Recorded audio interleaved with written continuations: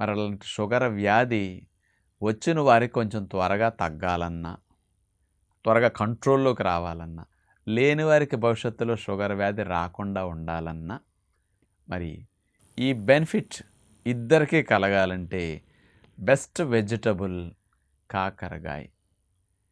చాలామంది అంటారు చేదుగా ఉన్నవి తింటే షుగర్ తగ్గుతుందంట కదా అని. వాస్తవంగా కాకరకాయ చేదు కాబట్టే చాలామంది ఇతర కూరగాయలు వండుకున్నట్టు వారానికి ఒకసారి కూడా వండుకోరు.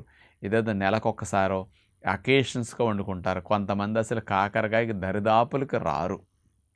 కానీ కాకరకాయలో ఉండే ఔషధ గుణాలు షుగర్ వ్యాధి ఉన్నవారికి తగ్గించటానికి, లేని వారికి త్వరగా రాకుండా చేయటానికి అద్భుతంగా పనిచేస్తుందని సైంటిఫిక్‌గా ప్రూవ్ అయ్యి ఉందన్నమాట.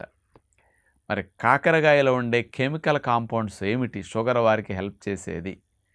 చారంటీ అనే ఒక కెమికల్ స్పెషల్‌గా ఇందులో